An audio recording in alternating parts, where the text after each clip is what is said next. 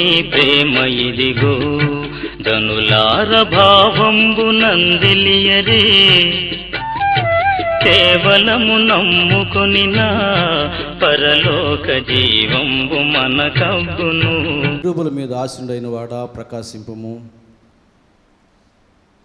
యెహోవా సైన్యములకు అధిపతి వగు దేవా, నీ ప్రజల మనవి ఆలకింపక నీవెన్నాళ్ళు నీ కోపము పొగరాజనిచ్చెదవు.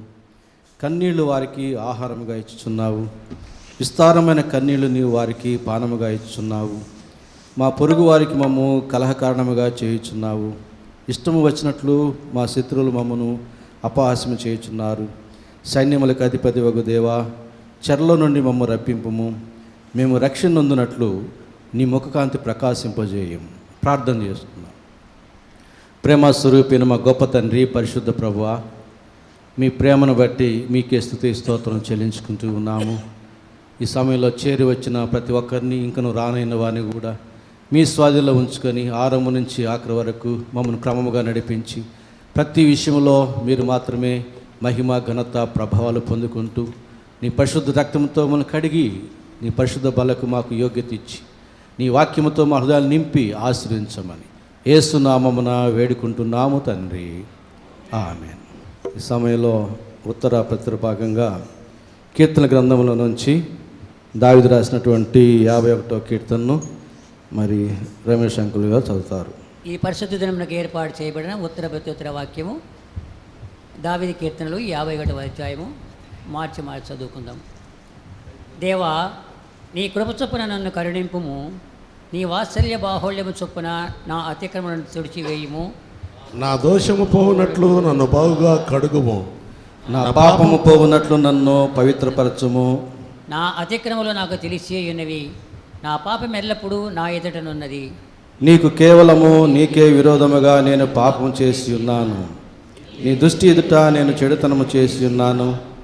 కావున ఆజ్ఞ ఇచ్చినప్పుడు నీవు నీతిమంతుడుగా అగపడదువు, తీర్పు తీర్చినప్పుడు నిర్మలుడుగా అగపడదువు. నేను పాపములో పుట్టినవాడను, పాపములోనే నా తల్లి నన్ను గర్భమున ధరించెను. నీవు అంతరంగములో సత్యము కోరుచున్నావు, ఆంతర్యమున నాకు జ్ఞానము తెలియజేయుదువు. నేను పవిత్రుడగునట్లు హిస్సోపుతో నా పాపము పరిహరింపము, హిమ కంటెను నేను తెల్లగా ఉన్నట్లు నీవు నన్ను కడుగుము. ఉత్సాహ సంతోషములు నాకు వినిపింపుము, అప్పుడు నీ విరిచిన ఎముకలు హర్షించును. నా పాపములకు ఎముకడుగు కమ్ము, నా దోషములన్నిటినీ తుడిచివేయుము. దేవా, నా యందు శుద్ధ హృదయము కలుగ చేయుము, నా అంతరంగములో స్థిరమైన మనసును నూతనముగా పుట్టించుము. నీ సన్నిధిలో నుండి నన్ను త్రోసివేయకము, నీ పరిశుద్ధాత్మను నా యుద్ధ నుండి తీసివేయకము. నీ రక్షణానందము నాకు మరలా పుట్టించుము, సమ్మతి గల మనస్సు కలుగజేసి నన్ను దృఢపరచుము. అప్పుడు అతిక్రమ చేయు వారికి నీ త్రోవలను బోధించెదను, పాపులను నీ తట్టు తిరుగుదురు. దేవా, నా రక్షణకర్తయగు దేవా, రక్తాపరాధము నుండి నన్ను విడిపింపుము. అప్పుడు నా నాలుక నీ నీతిని గూర్చి ఉత్సాహగానము చేయును. ప్రభువా, నా నోరు నీ స్తుతిని ప్రచురపడుతున్నట్లు నా పెదవులను తెరువుము. నీవు బలిని కోరువాడవు కావు, కోరుని ఎడలా నేను అర్పించుదును. దహన బలి నీకు ఇష్టమైనది కాదు. విరిగిన మనస్సే దేవునికి ఇష్టమైన బలులు. దేవా, విరిగినరిగిన హృదయమును నీవు అలక్ష్యము చేయవు. నీ కటాక్షము చొప్పున సియోనుకు మేలు చేయుము, యెరూషలేము యొక్క గోడలు కట్టించుము. అప్పుడు నీతియుక్తములైన బలులను, దహన బలులను, సర్వాంగ హోమములను నీకు అంగీకృతములను. అప్పుడు జనులు నీ బలిపీఠం మీద కోడను అర్పించెదరు. నా పాటలు ఉన్నా మొదటిగా సుభాషిని పాట పాడుతుంది, తర్వాత మురళి, చివరిగా వాణ్యం వచ్చి పాట పాడతారు.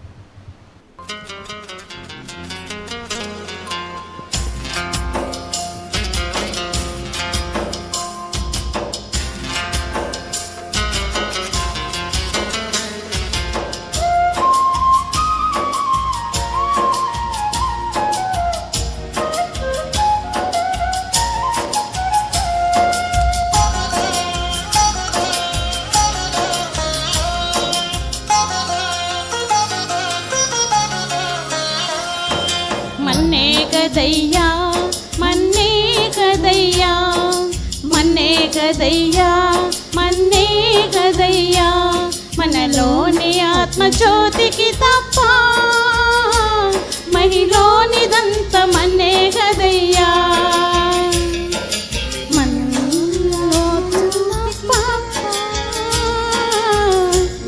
మహిలోనిదంత మన్నే కదయ్యా మన్నే కదయ్యా మన్నే కదయ్యా మన్నే కదయ్యా మన్నే కదయ్యా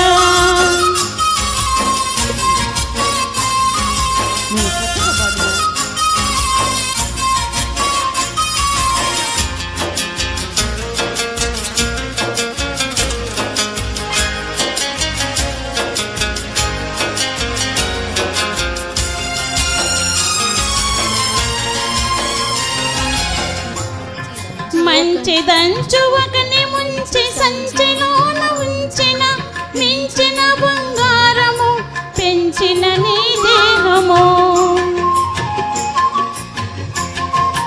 మంచిదంచు ఒకని ముంచి సంచిలోన ఉంచిన మించిన బంగారము పెంచిన నీ దేహము ఎంచుము ఎన్నాళ్ళు వండునో మరణించిన మన్నవును గదయ్యా ఎంచుము ఎన్నాళ్ళు వండునో మరణించిన మన్నవును గదయ్యా మన్నే గదయ్యా మన్నే గదయ్యా మన్నే గదయ్యా మన్నే గదయ్యా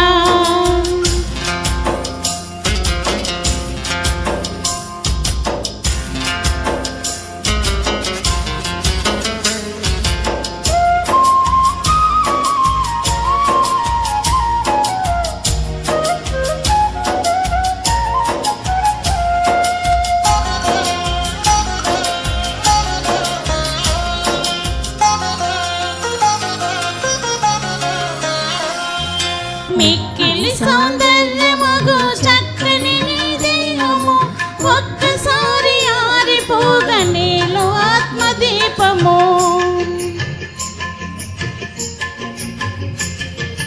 మిక్కిలి సౌందర్యమగు చక్కని నీ దేహము ఒక్కసారి ఆరిపోగ నీలో ఆత్మదీపము కుక్క శవముతో సమమేగా నిక్కము గలది మన్నే గదయ్యా కుక్క శవముతో సమమేగా నిక్కము గలది మన్నే గదయ్యా మన్నే గదయ్యా మన్నే గదయ్యా మన్నే గదయ్యా మన్నే గదయ్యా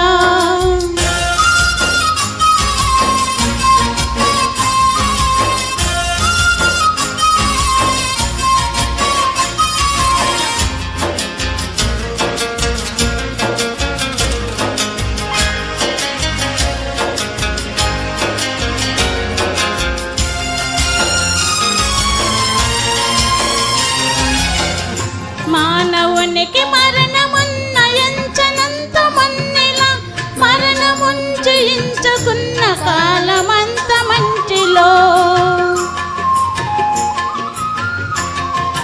మానవునికి మరణమున్న ఎంచనంత మన్నిలా మరణముంచయించుకున్న కాలమంత మంచిలో మరణ విజయుడేసు క్రీస్తుడే మది నమ్ము నిత్య జీవమిచ్చును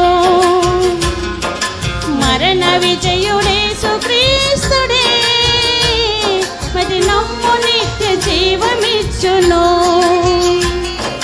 మన్నే గదయ్యా మన్నే గదయ్యా మన్నే గదయ్యా మన్నే గదయ్యా మనలోని ఆత్మజ్యోతికి తప్ప మహిలోనిదంత మన్నే గదయ్యా మనలోని ఆత్మజ్యోతికి తప్ప మహిలోనిదంత మన్నే గదయ్యా మన్నే గదయ్యా మన్నే గదయ్యా మన్నే గదయ్యా మన్నే గదయ్యా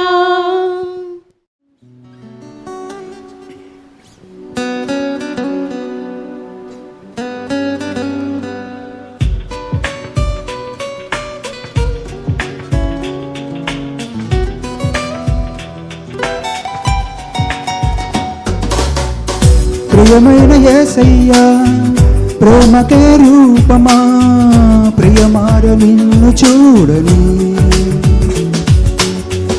ప్రియమైన యేసయ్యా ప్రేమకే రూపమా ప్రియమైన నీతో ఉండని నా ప్రియుడా యేసయ్యా ఆశతో ఉన్నానయ్యా నా ప్రియుడా యేసయ్యా ఆశతో ఉన్నానయ్యా ఆనందము సంతోషము నీవేనయ్యా ఆశ్చర్యము నీ ప్రేమయే నాయడా ఆనందము సంతోషము నీవేనయ్యా ఆశ్చర్యము నీ ప్రేమయే నాయడా ప్రియమైన యేసయ్యా ప్రేమకే రూపమా ప్రియమార నిన్ను చూడని ప్రియమైన యేసయ్యా ప్రేమకే రూపమా ప్రియమైన నీతో ఉండని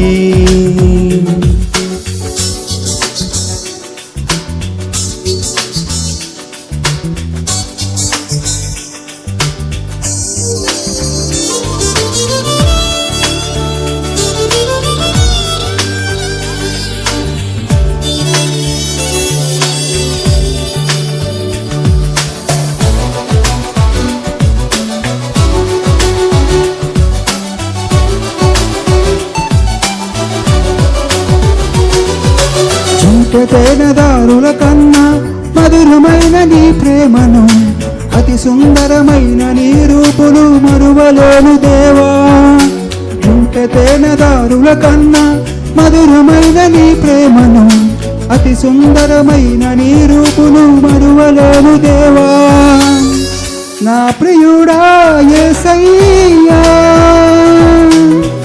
ఆశతో ఉన్నానయ్యా ఆనందము సంతోషము నీవేనయ్యా ఆశ్చర్యము నీ ప్రేమయే నాయడా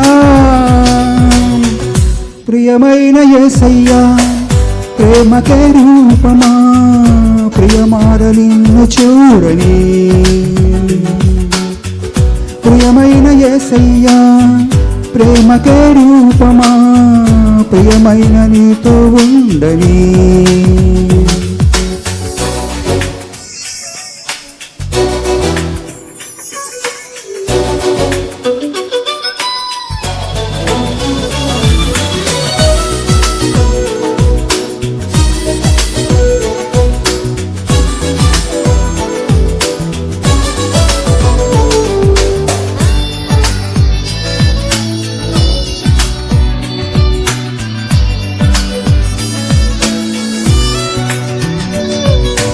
ఎంతగానో వేచియుంటిని ఎవరు చూపని ప్రేమకై ఎదుట నీవే హృదిలో నీవే నా మనసులోన నీవే ఎంతగానో వేచియుంటిని ఎవరు చూపని ప్రేమకై ఎదుట నీవే హృదిలో నీవే నా మనసులోన నీవే నా ప్రియుడా యేసయ్యా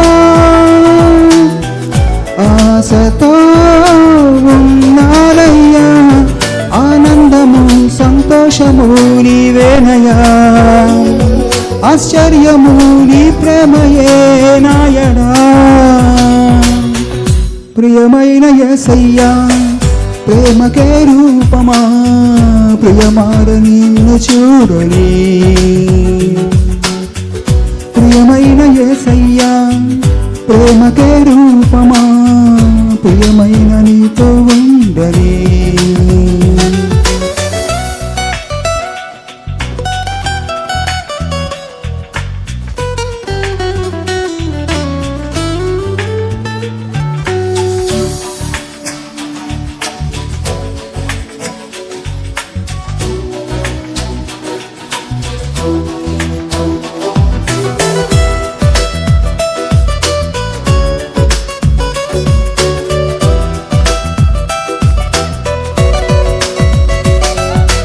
ఏదో తెలియని వేదన ఎదలో నిండెను నా ప్రియ పదములు చాలని ప్రేమకై పరితపించ హృదయం ఏదో తెలియని వేదన ఎదలో నిండెను నా ప్రియ పదములు చాలని ప్రేమకై పరితపించ హృదయం నా ప్రియుడా యేసయ్యా ఆశతో ఉన్నానయ్యా ఆనందము సంతోషము నీవేనయ్యా ఆశ్చర్యము నీ ప్రేమయే నాయడా ప్రియమైన యేసయ్యా ప్రేమకే రూపమా ప్రియమారు నిన్ను చూడని ప్రియమైన యేసయ్యా ప్రేమకే రూపమా ప్రియమైన నీతో ఉండని నా ప్రియుడా యేసయ్యా ఆశతో ఉన్నానయ్యా నా ప్రియుడా యేసయ్యా ఆశతో ఉన్నానయ్యా ఆనందము సంతోషము నీవేనయ్యా ఆశ్చర్యము నీ ప్రేమయే నాయడా ఆనందము సంతోషము నీకేనయ్యా ఆశ్చర్యము నీ ప్రేమయే నాయడా ప్రియమైన యేసయ్యా ప్రేమకే రూపమా ప్రియమారు నిన్ను చూడని ప్రియమైన యేసయ్యా ప్రేమకే రూపమా ప్రియమైన నీతో ఉండని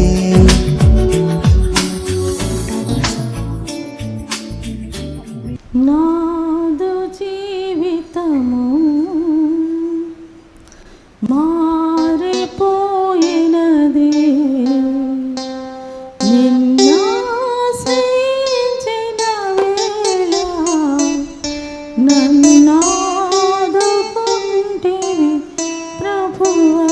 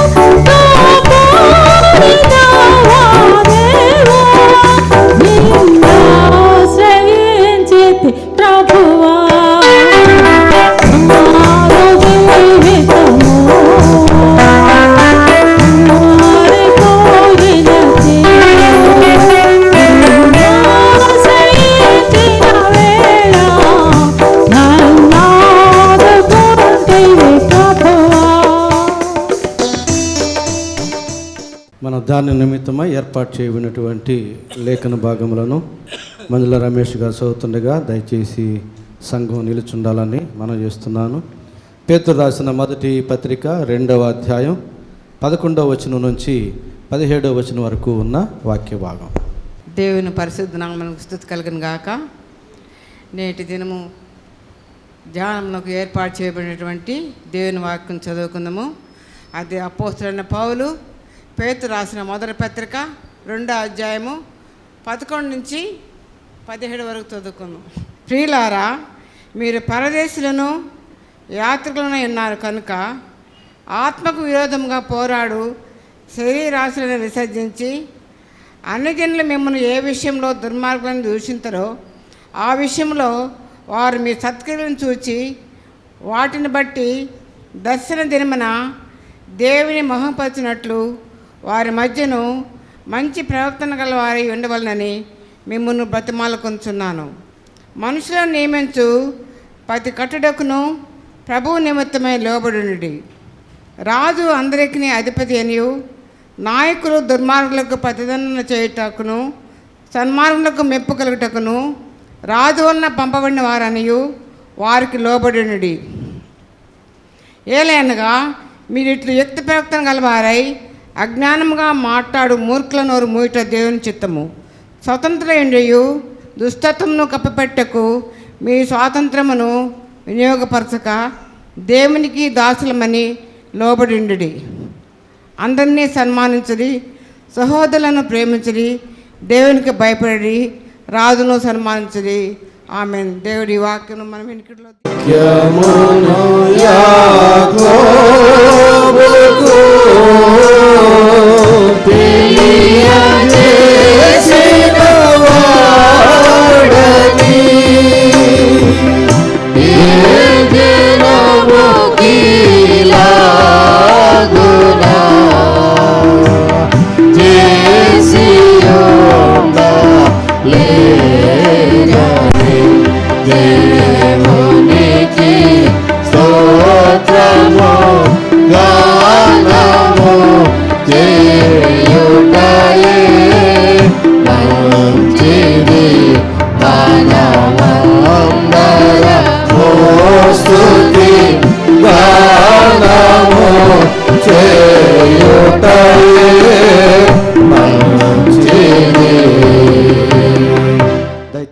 ప్రియులారా, మన ప్రభు అయిన యేసుక్రీస్తు నామములో మీకందరికీ శుభములు తెలియజేస్తూ నేటి పరిశుద్ధ ఆదివారపు ఆరాధనకి మిమ్మల్ని స్వాగతిస్తూ ఉన్నాను. మన ధ్యాన నిమిత్తం చదువుబడినటువంటి వాక్య భాగం పేతురు రాసిన మొదటి పత్రిక 2వ అధ్యాయం 11వ వచనం నుంచి 17వ వచనం వరకు ఉన్న వాక్య భాగం.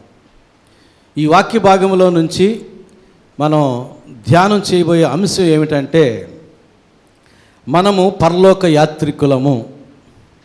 మనకందరికీ స్పష్టంగా తెలిసినటువంటి వాక్య భాగమే, అంశమే. మనము పరలోక యాత్రికులము. అందుకే చనిపోయిన తర్వాత చనిపోయారు అంటారు. ఎక్కడికో పోయారు అంటే యాత్రలో ఉన్నారు అప్పుడు కూడా. కాబట్టి పాటలు కూడా మనం పాడుకుంటాం, పరలోక యాత్రికులము, ఆత్మీయ యాత్రికులము అని మన పాటలు పాడుకుంటాం, మాటలు చెప్పుకుంటాం. కాబట్టి మనం యాత్రికులమై ఉన్నాము అనే విషయాన్ని మనం స్పష్టంగా గ్రహించాలి.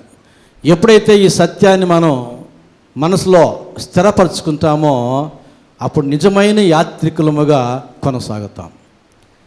అప్పుడు మాత్రమే క్షేమంగా మన గమ్యాన్ని చేరుకోగలుగుతాం. యాత్రికులను మీరు గమనించినట్లయితే వారు కొన్ని నియమాలు పాటిస్తారు. ఎందుకంటే వారు క్షేమంగా వారి యాత్ర ముగించడానికి, గమ్యాన్ని చేరుకోవడానికి ఆ యొక్క నియమాలు అవసరం. నియమావళి లేని ఎడల వారు క్షేమంగా యాత్ర సాగించలేరు, గమ్యాన్ని చేరుకోలేరు. అలాగే మనం చదువుకున్నటువంటి వాక్య భాగంలో 11వ వచనాన్ని మనం చూస్తే, ప్రియులారా, మీరు పరదేశులను యాత్రికులనై ఉన్నారు గనుక ఆత్మకు విరోధముగా పోరాడు శరీరాశను విసర్జించుడి. యాత్రికులకి ఉండవలసినటువంటి నియమాల్లో మొట్టమొదటి నియమం ఇది. శరీరాశలను విసర్జించుడి. ఇక్కడ రాయబడినటువంటి 2 మాటలు పరదేశులము అన్నాడు. ఆ పాట కూడా పాడుకుంటాం, పరదేశులము మనము ప్రియులారా అని మనం పాటలు పాడుకుంటాం. అయితే పరదేశులముగానే మనం జీవితాంతం మనల్ని మనం భావించుకుంటున్నామా? భావించుకుంటే యాత్రికులముగా మనం కొనసాగడానికి వీలవుతుంది. కాబట్టి మనం పరదేశులం, శరీరాన్ని బట్టి భారతీయులం, ఆత్మను బట్టి పరలోకపు పౌరులం. ఈ యొక్క భారతీయత, ఈ శరీరం కృషించిపోయిన తర్వాత ఆ పౌరసత్వం కూడా పోతుంది. కానీ ఆత్మ ఆ మీదట కూడా ఉంటుంది. కనుక ఆత్మకు సంబంధించిన పరలోకపు పౌరసత్వం ఆ మీదట కూడా ఉంటుంది. కాబట్టి మనమందరము ఆత్మీయులముగా, ఆత్మీయ యాత్రికులముగా, మనం పరదేశులమే, ఈ లోకంలో పరదేశులముగా ఉంటున్నాం. ఆత్మీయ యాత్ర చేస్తూ ఉన్నాం. ఎక్కడికి అంటే పరలోకానికి, యేసయ్య వద్దకు. నరకాన్ని తప్పించుకొని యేసయ్య రాజ్యం చేరుకోవాలని మనందరి అభిలాష, మనందరి లక్ష్యం, మనందరి గమ్యం. అయితే ఇది ఆషామాషి యాత్ర కాదు. యెరూషలేముకి చేసే యాత్ర లాంటిది కూడా కాదు ఇది. ఎక్కడికో చంద్రమండలానికి చేసే యాత్ర లాంటిది కాదు ఇది. ఇది ఒక ప్రత్యేకమైన యాత్ర. ఇది ఒక సుదీర్ఘమైన యాత్ర. ఇది అందరికీ అవసరమైనటువంటి యాత్ర ఇది. అందుకే లేఖనం అంటాది, ఇరుకు మార్గమున ప్రవేశించ పోరాడుడి. ప్రవేశించువారు అనేకులు, పోరాడేవారు అనేకులు, కానీ ప్రవేశించువారు కొద్దిమంది అంటారు. ఈ ఆత్మీయ యాత్రలో అందరూ పాల్గొంటారు. గమ్యాన్ని చేరుకునేది కొద్దిమందే. కారణం ఏమిటి అని అంటే, ఈ యాత్రకు సంబంధించిన నియమావళిని పాటించిన వారు మాత్రమే గమ్యాన్ని చేరుకుంటారు. పాటించని వారు గమ్యాన్ని చేరుకోలేరు.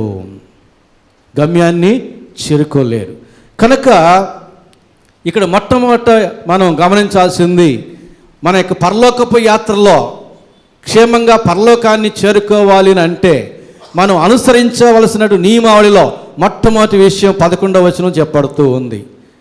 మనం ఆత్మీయ యాత్రికులము గనుక శరీరాశులను మీరు విసర్జించుడి. శరీరాశులు మనం విసర్జించాలి. మొట్టమొదటి నియమావళి ఇది. మనలో చాలామంది యెరూషలేముకి యాత్ర చేసి ఉంటారు, ఇంకా ఆయా స్థలాలకు యాత్ర చేసి ఉంటారు, విమాన ప్రయాణం చేసి ఉంటారు. డాక్టర్ జానెట్ ఆంటీ కూడా అమెరికా నుంచి ఇప్పుడే వచ్చింది, ఈరోజు చర్చికి వచ్చింది. విమాన ప్రయాణం చాలామంది మనలో విమాన ప్రయాణం చేసి ఉంటారు. అలాగే రైలు ప్రయాణం, బస్సు ప్రయాణాలు అందరం చేసి ఉంటాం. ఈ ప్రయాణాలప్పుడు మనం గమనిస్తే అన్ని సరుకులు తీసుకొని వెళ్ళనీరు. బస్సులో స్టవ్లు, సిలిండర్లు, పేలిడి పదార్థాలు తీసుకుని పోనిస్తారా? తీసుకుని పోనీరు. రైల్లో కూడా తీసుకుని పోనీరు. విమానాల్లో కూడా పేలిడి వస్తువులు ఎవరు అనుమతించరు. అంటే మన ప్రయాణం సాఫీగా సాగాలి, గమ్యాన్ని చేరుకోవాలంటే విడిచిపెట్టవలసిన లగేజ్ కొంత ఉంది, తీసుకొని పోవాల్సిన లగేజ్ కొంత ఉంది, విడిచిపెట్టాల్సిన లగేజ్ కొంత ఉంది. తీసుకొని పోవాల్సిన లగేజ్ ఏమిటంటే గలతీ 5:22 ఆత్మ ఫలములు. విడిచిపెట్టాల్సిన లగేజ్ ఏంటంటే గలతీ 5:19-21 వరకు శరీర కార్యాలు. శరీర ఆశలు మీరు విసర్జించుడి అన్నాడు కదా. శరీర కార్యాలు మనం విసర్జించాలి.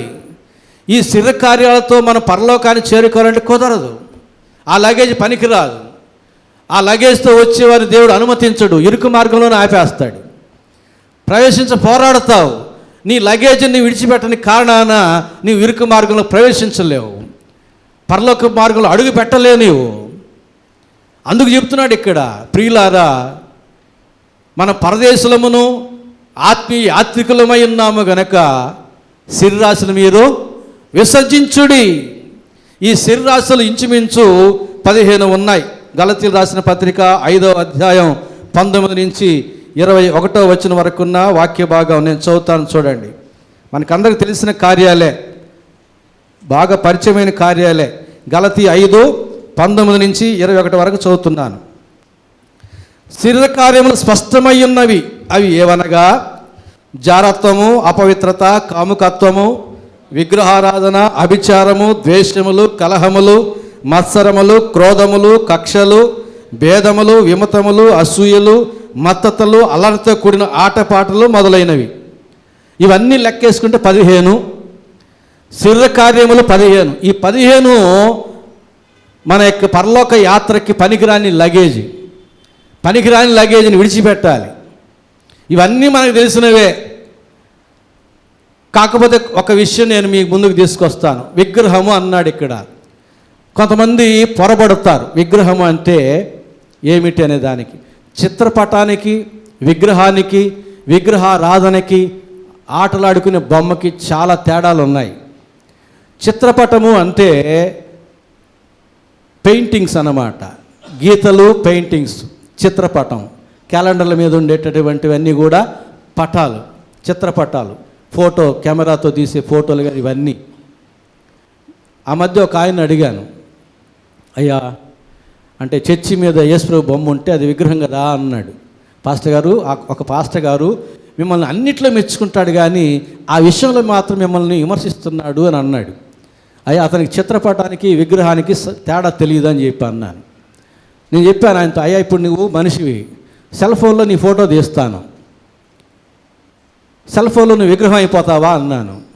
నా ఎదుటిగానే నీవు ఉన్న మనిషివైన నిన్ను నేను ఫోటో తీస్తాను సెల్ ఫోన్తో, విగ్రహం అయిపోతావా? నీ ఫోటో విగ్రహం అయిపోతుందా? ఒకవేళ ఫోటో విగ్రహం అయితే మన ఇళ్లల్లో మన ఫోటోలు ఉన్నాయి, మన తల్లిదండ్రుల ఫోటోలు ఉన్నాయి, మన పెద్దల ఫోటోలు ఉన్నాయి, మన బిడ్డల ఫోటోలు ఉన్నాయి, పెండ్లి ఫోటోలు ఉన్నాయి, బర్త్డే ఫోటోలు ఉన్నాయి. ఇవన్నీ విగ్రహాలే కదా. అవి విగ్రహాలు కాదు, అవి చిత్రపటాలు. మరి విగ్రహాలంటే ఏదో ఒక పదార్థముతో, చేతులతో మలచబడినది. యెషయా గ్రంథం మీరు చూస్తే చేతులతో మలచబడినది, ఏదో ఒక పదార్థముతో, లోహముతో మలచబడి ఒక ఆకారాన్ని, ఒక ఆకృతిని మలిచినటువంటి దాన్ని విగ్రహం అంటారు. దాంతో నీవు ఆడుకుంటే అది ఆట బొమ్మ అవుతుంది, పూజిస్తే అది విగ్రహం అవుతుంది. పూజించకపోయినా విగ్రహమే, మలచబడినది, లోహముతో కానీ కర్రలతో కానీ చేయబడినది విగ్రహం. విగ్రహ ఆరాధన అంటే ఆ విగ్రహాన్ని నీవు పూజిస్తే అది విగ్రహారాధన అవుతుంది. విగ్రహాన్ని నీవు పూజిస్తే అది విగ్రహారాధన అవుతుంది. దేవుడు విగ్రహాలకి దూరంగా ఉండమన్నాడా, విగ్రహారాధనకి దూరంగా ఉండమన్నాడా? విగ్రహారాధనకి దూరంగా ఉండమన్నాడు. ఎందుకంటే యెరూషలేము దేవాలయంలోనే, మీరు దినవృత్తాంతాల గ్రంథం చూడండి, యెరూషలేము దేవాలయంలోనే విగ్రహాలు ఉన్నాయి, లేవా? సొలొమోను కట్టినటువంటి దేవాలయంలో విగ్రహాలు లేవా? అతి పరిశుద్ధ స్థలంలో మనస్సు ఉంది, మనస్సు మీద రెక్కలు చాచిన కెరూబులు ఉన్నాయి, పక్షిలాగా ఉంటాయి కెరూబులు. ఆ కెరూబులు విగ్రహాల్లాగానే ఉంటాయి. వాటిని ఎవరు ఆరాధించరు, మనస్సులో ఉన్న దేవుణ్ణి ఆరాధిస్తారు. యెరూషలేము మందిర ఆవరణంలో ఒక్కొక్క దిక్కుకి 3 ఇత్తడి ఎద్దులు ఉంటాయి, 4 మూల 12 ఎద్దులు. ఆ ఎద్దుల మీద ఒక ఇత్తడి సముద్రం ఉంటుంది, దాంట్లో నీళ్లు ఉంటాయి యాజకులు శుభ్రపరచుకోవడానికి.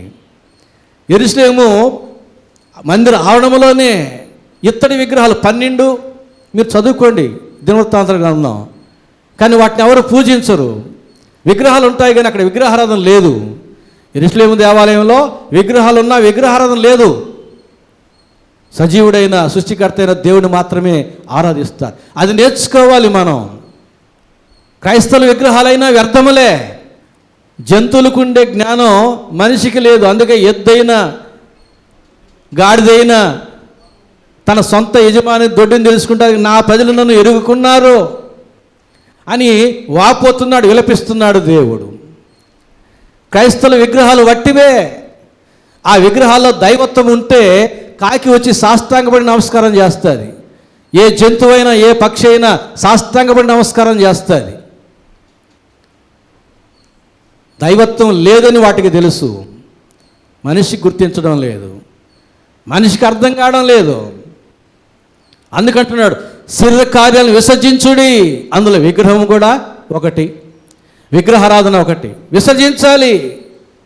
అందరూ అని కాదు, మా పెద్దలు అని కాదు, సత్యం తెలుసుకోండి. సత్యం చెబుతున్నాడు కనుక మన పరలోకమనే గమ్యాన్ని క్షేమంగా చేరుకోవాలంటే మొట్టమొదట మనం ఏం చేయాలి? అనవసరం లగేజ్ని విడిచిపెట్టాలి. అదేమిటది? శరీర కార్యములు మనము విడిచిపెట్టాలి. ఎందుకని? రోమాపత్రిక 8వ అధ్యాయం 7వ వచనం నుంచి 9వ వచనం వరకు ఉన్న వాక్య భాగం. రోమాపత్రిక 8వ అధ్యాయం 7వ వచనం నుంచి, ఎలయనగా శరీరానుసారమైన మనస్సు దేవునికి విరోధమైనది, అది దేవుని ధర్మశాస్త్రంకు లోబడదు, ఏమాత్రము లోబడనేరదు. కాగా శరీర స్వభావం గల వారు దేవుని సంతోషపరచనేరరు. శరీర స్వభావం కలిగిన వారు దేవుణ్ణి సంతోషపరచలేరు. శరీరానుసారమైన మనస్సు దేవునికి లోబడదు, లోబడనేరదు. అందుకనే ఈ శరీరానుసారమైన మనసును విడిచి క్రీస్తు యేసు కలిగిన మనసును మనము ధరించుకోవాలి. ఈ శరీర స్వభావాన్ని విడిచి దేవుని స్వభావాన్ని మనము ధరించుకోవాలి. పుట్టుకతో వచ్చిన ఈ పాప హృదయాన్ని విడిచిపెట్టి నూతనంగా దేవుడిచ్చేటటువంటి విరిగి నలిని మెత్తటి మాంస హృదయాన్ని ధరించుకోవాలి. ఈ రీతిగా మనం ఆత్మీయ యాత్రలో మొట్టమొదటి అడుగు పెట్టాలి, దాన్ని కొనసాగించుకోవాలి, గమ్యాన్ని చేరుకోవాలి. అందుకు మొట్టమొదటి మనం చేయాల్సింది అనవసరమైన లగేజ్ని విడిచిపెట్టాలి. అనవసరం లగేజీతో నువ్వు బస్సు ఎక్కినా, ట్రైన్ ఎక్కినా, ఫ్లైట్ ఎక్కినా పట్టుకుంటారు, నీ మీద కేసు పెడతారు. మేము అన్నీ చెప్పాం కదా, ఇదిగో బోర్డులలో రాసాము, నువ్వు అయినా కూడా రహస్యంగా తెచ్చేసావు. ఎంతమంది పట్టుకోవడం లేదు. బంగారు తెచ్చేవాళ్ళని, గంజాయి తెచ్చేవాళ్ళని, బ్లాక్ అది ఏమంటారు నల్లమందు, ఓపియం తెచ్చేవాళ్ళని, స్మగ్లింగ్ చేసేవాళ్ళని విడిచిపెట్టాల్సిన లగేజ్ని తీసుకుని వచ్చి పట్టుకుని కేసులు పెడుతున్నారు, మధ్యలో దించేస్తున్నారు. కాబట్టి పనికిరాని లగేజ్ని మనం విడిచిపెట్టాలి. అందుకే అంటుంటాను అప్పుడప్పుడు, దేవుని యొక్క దృష్టిలో ఇంకా మన జీవితంలో ఆయనకు ఆయాసకరమైనది ఏదైనా ఉంటే దాన్ని మనం విడిచిపెట్టాలి. సర్దుబాటు చేసుకోవడం కాదు, చాలా విడిచిపెట్టేసని కొద్ది ఉన్నాయి, జనవరి 1వ తేదీకి విడిచిపెడదాము అని అనుకుంటే ఈ మధ్యలోనే ప్రపంచ యుద్ధం రావచ్చు, ఈ మధ్యలోనే ఎంపాక్స్ రావచ్చు, ఇంకొక తెగులు రావచ్చు, మనకే ఇంకేదైనా రావచ్చు. రేపేమి సంభవించినో మనకు తెలియదు. మనమేం జనవరి 1వ తేదీకి పూర్తిగా మారిపోదాం అనుకుంటాం, క్రిస్మస్ పండుగ పూర్తిగా మారిపోదాం అనుకుంటాం. వాయిదా పద్ధతుల్లో నీకేమైనా వస్తుంది కానీ రక్షణ రాదే. అందుకని నేడే రక్షణ దినం అన్నాడు. ఏ రోజుకి ఆ రోజు అప్లై చేసుకోవాల్సింది ఆ మాట. నేడే రక్షణ దినం. దేవుని మాట మన చెవిన పడగానే దానికి మనం లోబడితే దేవుని మందలో చేరిన గొర్రెలముగా మనం ఉంటాం. శరీర కార్యాలు విడిచిపెట్టకుండా ఉంటే మన గమ్యం పరలోక రాజ్యం కాదు, నరకమే.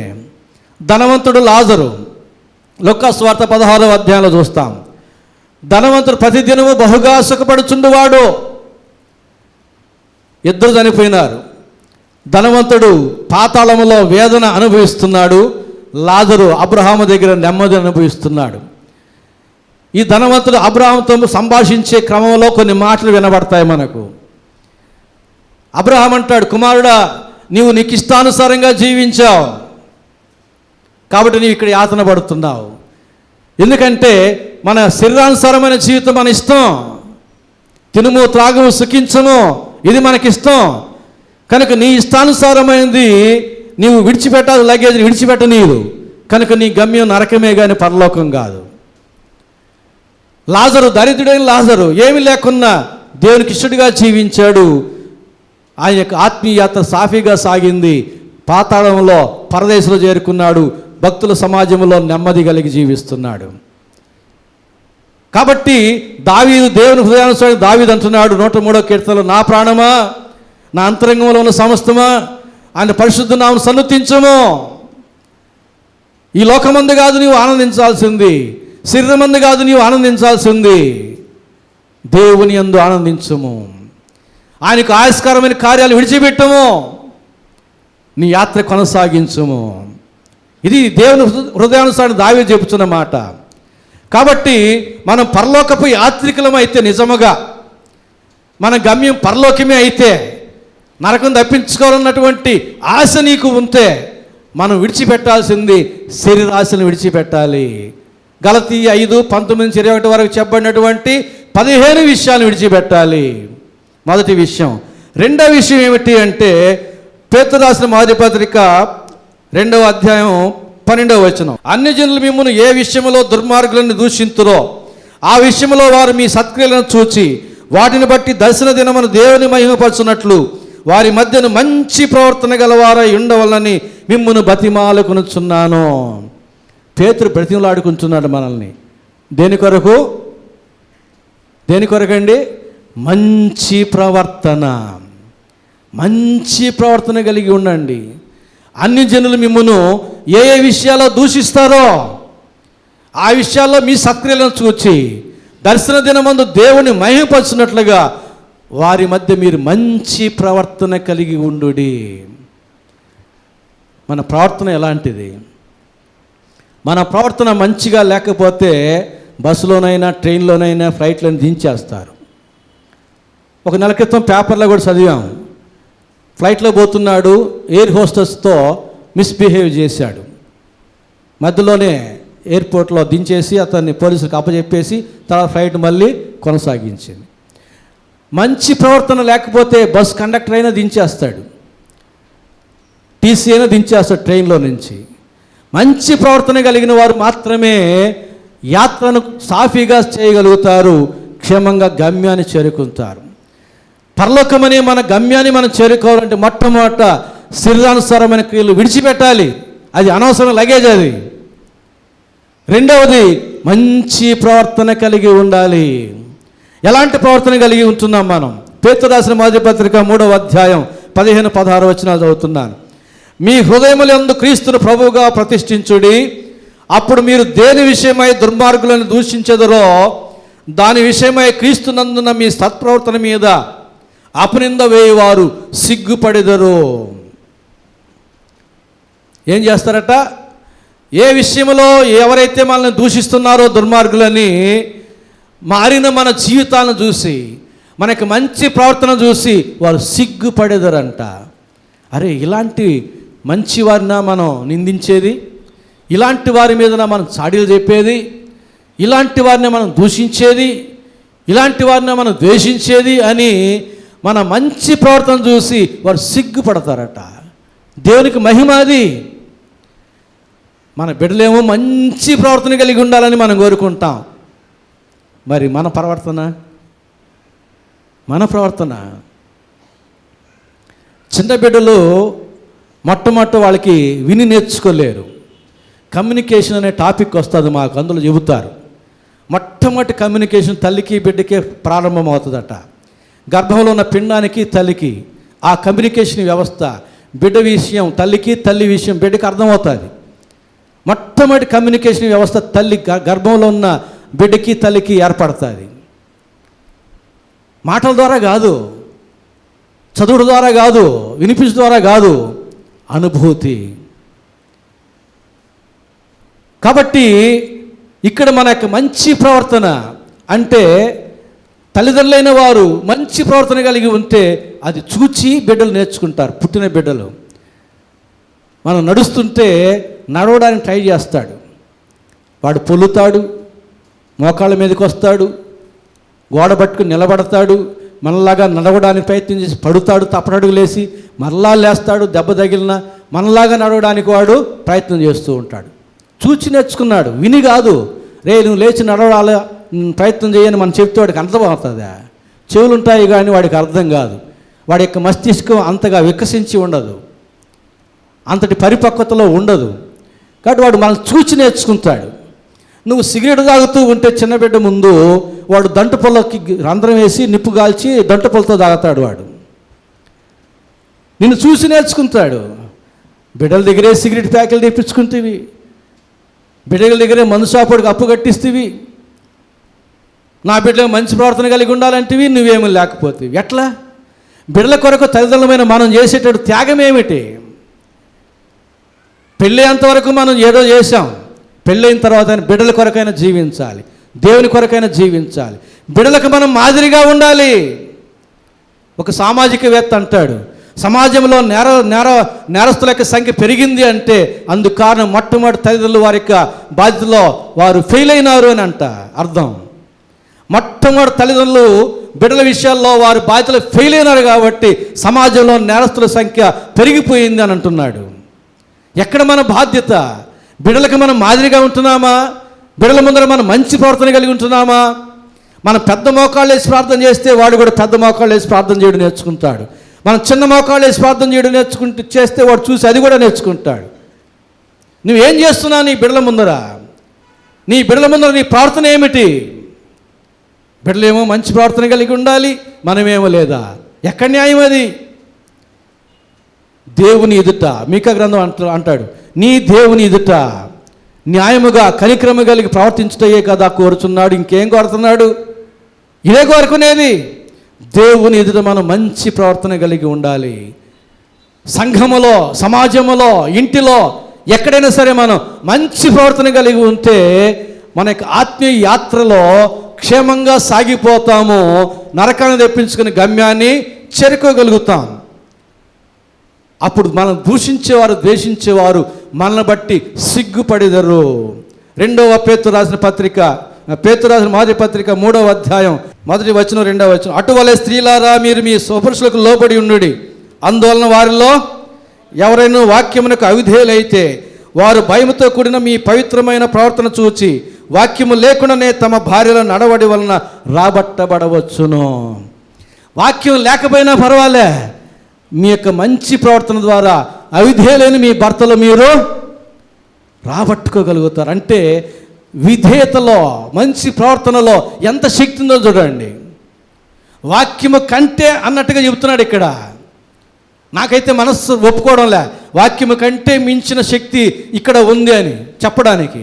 కానీ వాక్యం చెబుతుంది, వాక్యము లేకుండగానే అవిధేయులైన మీ పురుషులు మీకు మంచి ప్రవర్తన ద్వారా మీరు రాబట్టుకోగలుగుతారు. దేవుడు పురుషుని సృష్టించాడు. ఆయనకి అంతా తెలుసు. ప్రతి మనిషి జీవితానికి ప్రోగ్రాం చేసి పెట్టేశాడు. కంప్యూటర్లో ఒక ప్రోగ్రాం ఫిక్స్ చేసి పెట్టేస్తే అది దాని ప్రకారంగా అదే పని చేస్తుంది ఆ రీతిగానే. అలాగే దేవుడు మనిషి యొక్క జీవితాన్ని కూడా ఒక ప్రోగ్రాం చేసి ఫిక్స్ చేసి వదిలేశాడు. మంచి ప్రవర్తనకి మనుషులు ఆకర్షితులయ్యేటట్టు ప్రోగ్రాం ఉంది అందులో. ఎవరైనా ఒక మంచి ప్రవర్తన కలిగి ఉంటే ఆకర్షితులవుతారు. యేసు ప్రభు అన్నాడు, నేను మోసే సర్పమును ఎలాగో ఎత్తానో అలాగే నేను కూడా మనిషి కూడా పైకెత్తబడతాడు. అప్పుడు నేను అందరినీ ఆకర్షించుకుంటాను.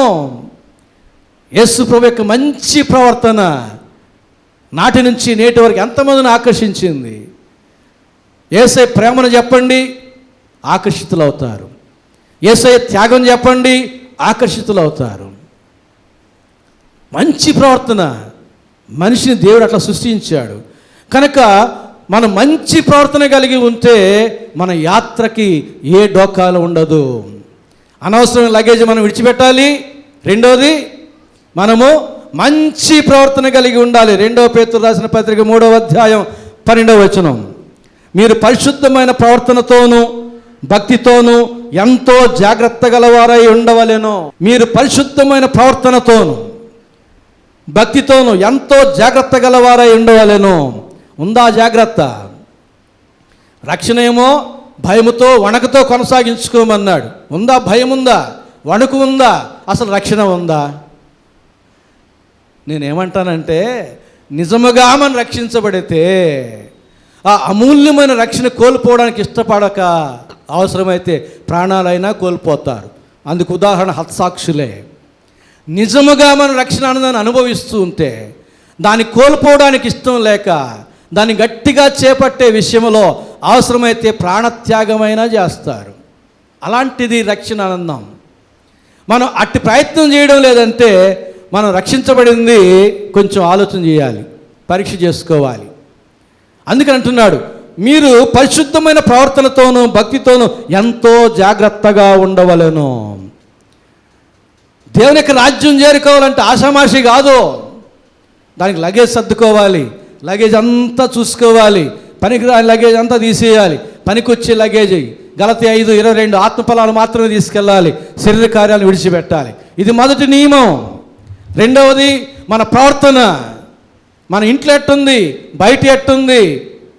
యేసుప్రభు అన్నాడు, నన్ను గురించి జనులు ఏమని చెప్పుకుంటున్నారు, మీరైతే నన్ను గురించి ఏమని చెప్పుకుంటున్నారు. నా గురించి నేను మంచిగానే భావిస్తాను, మా ఇంట్లో వాళ్ళు నన్ను గురించి మంచిగానే భావించవచ్చు. బయట వారు నన్ను గురించి ఏమనుకుంటున్నారు, అప్పుడప్పుడు చెయ్యాలి, అప్పుడప్పుడు చెవు వేయాలి. పక్కింటోళ్ళు నా గురించి ఏమనుకుంటున్నారు అని చెవు వేయాలి. కానీ పక్కింటోళ్ళు ఏం మాట్లాడుకుంటున్నారు, వాళ్ళు ఏం తిట్టుకుంటున్నారు, వాళ్ళు ఏం కొట్టుకుంటున్నారు, అందుగా చెవి వేయాల్సింది. గోడకు చెవులు ఉంటాయి వదిన జాగ్రత్త అంటూ ఉంటారు. గోడకి ఎక్కడ చెవులు ఆ పక్క పెట్టేసి ఉంటారు, వైబ్రేషన్ వెళ్ళిపోతూ ఉంటుంది అక్కడికి. ఇక్కడ తిట్టుకుంటా ఉంటే గోడకి వైబ్రేషన్ వచ్చి ఆ పక్క వాళ్ళకి ఆ శబ్ద తరంగాలు, విద్యుత్ తరంగాలు, అయస్కాంత తరంగాలు శబ్ద తరంగాలుగా మారి బాగా వినిపిస్తాయన్నమాట. అప్పుడే వస్తారు ఆ పక్కింటామి, వీళ్ళు తిట్టుకునేటప్పుడే వస్తారు కావాలని, వదిన కందిపప్పు ఉంటే పెట్టు వదిన అంటారు.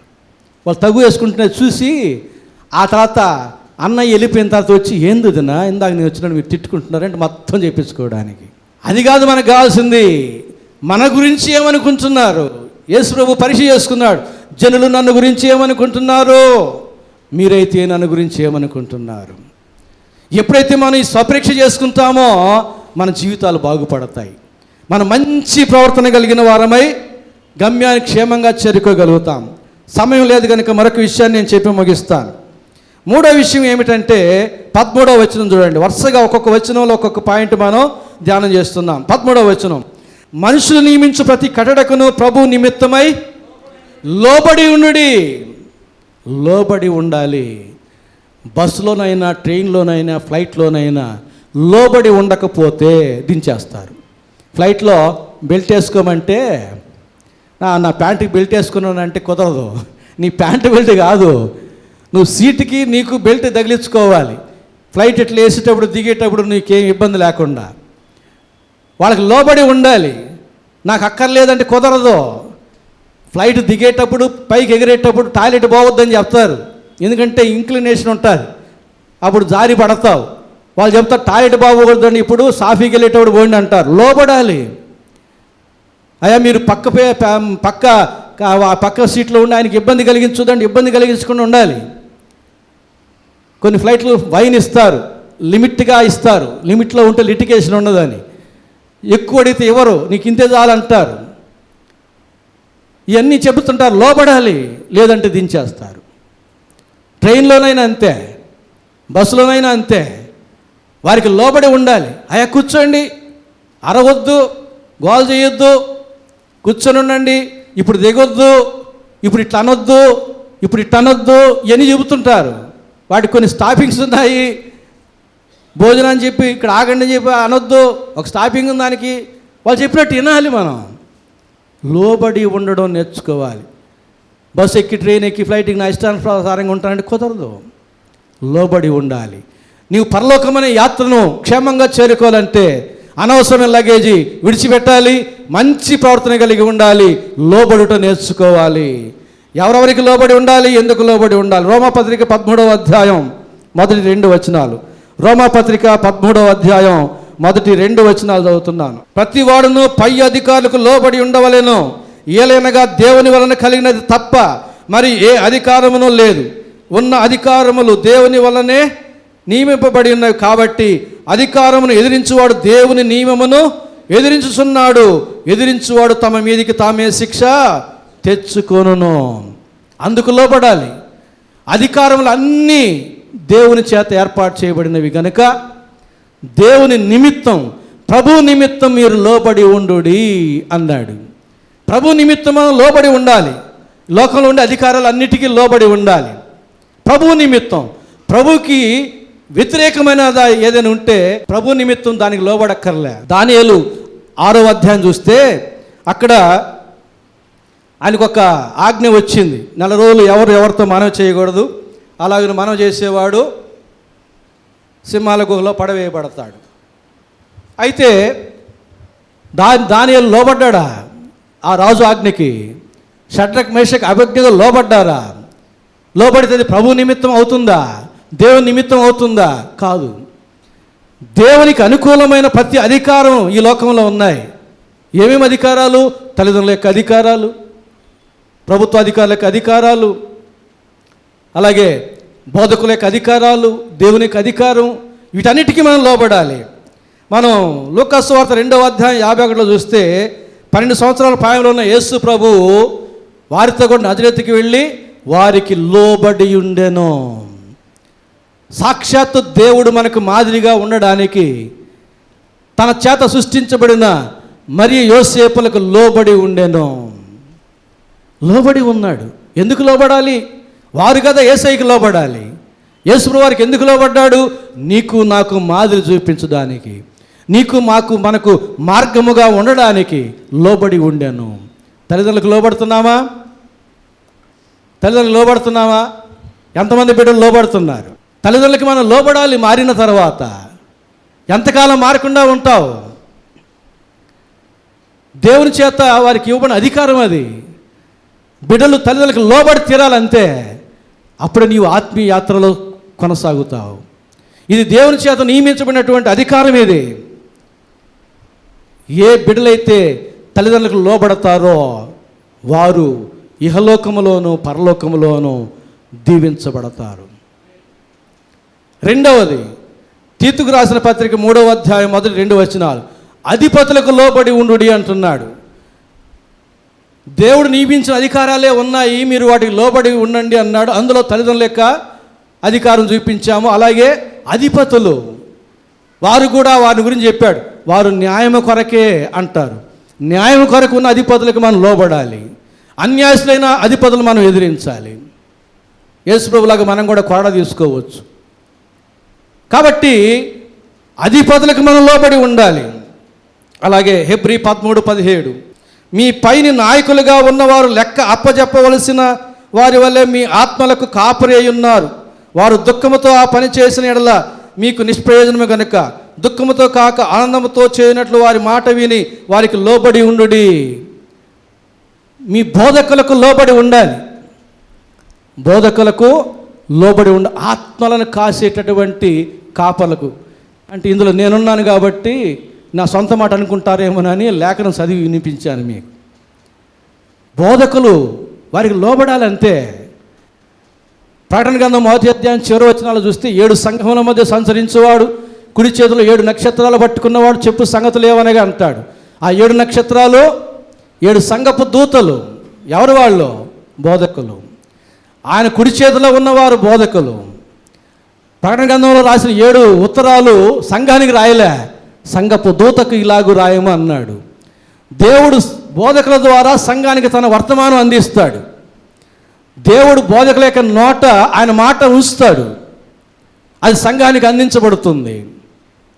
బోధకులమైన మేము దేవుని వర్తమానం మీకు అందిస్తాము, మీ బాధలన్నీ ఆయనకి వినిపిస్తాం. మధ్యలో మేము పోస్ట్ మ్యాన్ జాబే. కాబట్టి బోధకులకు లోబడి ఉండుడి. ఒక సందర్భంలో అన్నారు యేసు ప్రభువుని, అయ్యా వారు చెప్పుదురే కానీ చేయరు కదా, మరి ఏమంటావు మీరు అని అంటే ఏమన్నాడు? వారు చెప్పుదురే కానీ చేయరు, కానీ వారు చెప్పినట్టు మీరు చేయండి అన్నాడు. ఒకవేళ బోధకులు మీ దృష్టిలో బలహీనని అనుకుంటే అయినా కానీ వారి మాటకి మీరు లోబడాల్సిందే. అంతటి అధికారం దేవుడు బోధకులకు ఇచ్చాడు. అంతటి విధేయత సంఘానికి విశ్వాసులకి చెబుతున్నాడు. లోబడుతున్నామా? సత్యం చెప్పే బోధలకి లోబడడం చాలా తక్కువ, అసత్యం చెప్పే బోధకులకి లోబడేది ఎక్కువ. బోధకులకు మీరు లోబడి ఉండుడి. ఆ తర్వాత ఇంకా హెబ్రీ 12:9 వచనం చూస్తే చివరిగా ఒక మాట, 12వ అధ్యాయం 9వ వచనం, మరియు శరీర సంబంధులైన తండ్రులు మనకు శిక్షకులై ఉండరు కానీ వారి యందు భయభక్తులు కలిగి ఉంటుంది. అట్లయితే ఆత్మలకు తండ్రి అయిన వానికి మరి ఎక్కువగా లోబడి బ్రతుకోవాలని కదా. శరీర సంబంధమైన తల్లిదండ్రులకు మనం లోబడి ఉంటుంది, వారు మనకు శిక్షకులై ఉంటుంది.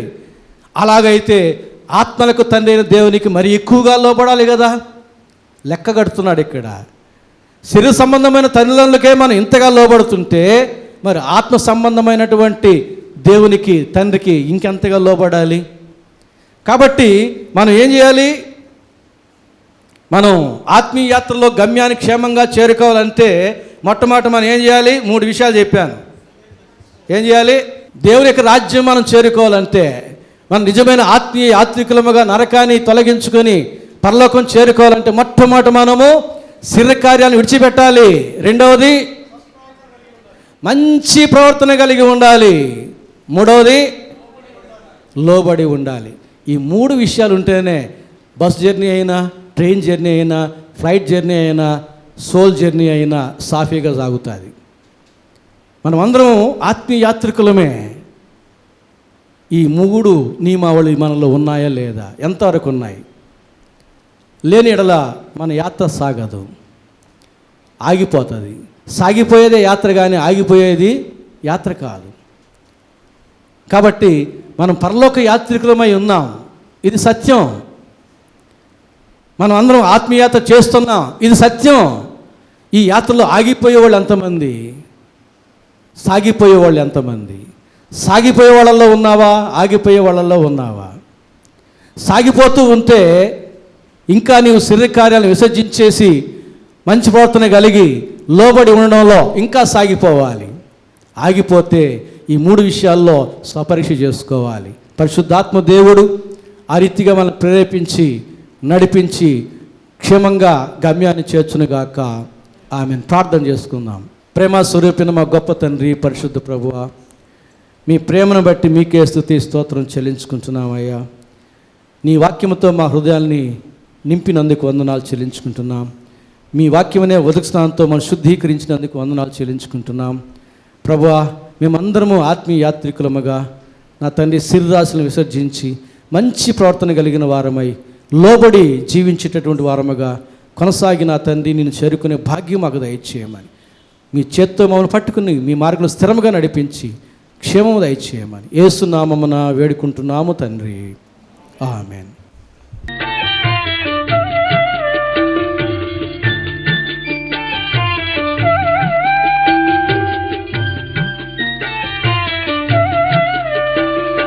దేవుని ప్రేమ ఇదిగో ధనులార భావంబు నందిలియరే, కేవలము నమ్ముకొని నా పరలోక జీవంబు మనకబ్బును, పరలోక జీవంబు మనకబ్బును.